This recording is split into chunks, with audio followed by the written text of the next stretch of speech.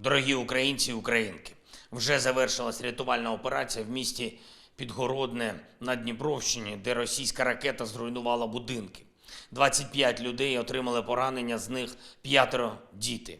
Давид, йому 6 років, тяжкий стан, хлопець госпіталізований. Денис, йому 11 років, теж тяжкий стан, госпіталізований. Олександр, 15 років, теж тяжкий стан. Ліза, 17 років, лікування амбулаторне. Кіра, їй 10 років, мінно-вибухова травма, лікування амбулаторне. Боляче бачити такі звіти. Ліза 2 роки, дівчинці. Вона була убита цією російською ракетою, ймовірно, «Іскандер». Мої співчуття рідним і близьким. Російський терор забрав життя сотень наших дітей, і лише за час від 24 лютого, за час повномасштабної війни, достеменно відомо про загибель 485 діточок. Це число, яке ми можемо офіційно підтвердити, знаючи дані кожної дитини. На жаль, справжнє число більше. Щоразу, коли ми звільняємо нашу землю від російських окупантів, ми дізнаємося страшну правду про окупацію.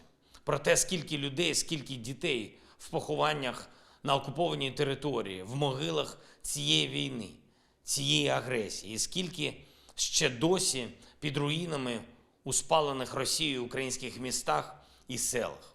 Поки що, на жаль, не маємо повної інформації про сотні тисяч дітей, які були депортовані в Росію. Станом на сьогодні, завдяки різним зусиллям, вдалося повернути в Україну 371 дитину із депортації. При тому, що нам достеменно відомо принаймні про 19 505 депортованих українських дітей. І це лише частина від усіх тих наших маленьких українців і українок, які досі у ворога, яких ми усіх маємо повернути. Сьогодні в нашій державі День пам'яті дітей, які загинули внаслідок російської агресії ще з 2014 року. Дітей, які були би живі, якби купка бандитів в Кремлі, в Москві не відчула себе вождями, які нібито мають право вершити долю народів. Кожен із цих бандитів буде засуджений. І я не сумніваюся в цьому. На цей результат працюють всі необхідні правові інституції. І сьогодні у цей день, у День пам'яті, я хочу подякувати усім в світі, хто підтримує наші зусилля заради справедливості, заради покарання кожного, хто приніс на нашу землю терор, кожного, хто вбиває і депортує дітей та дорослих. Я вдячний усім в світі, хто допомагає роботі Міжнародного кримінального суду, його команді в розслідуванні російських злочинів на українській землі і хто допомагає нам організувати спеціальний трибунал щодо злочину агресії Росії проти України, щодо того первісного злочину, який породив усі інші страшні злочини цієї війни.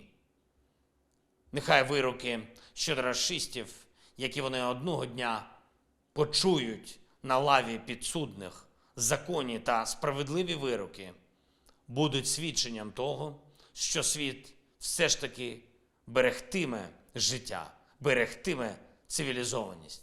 І що все ж таки настане той час, коли діти на землі, в Україні та будь-де ще будуть захищені від такого зла, як російське зло, і від таких агресій.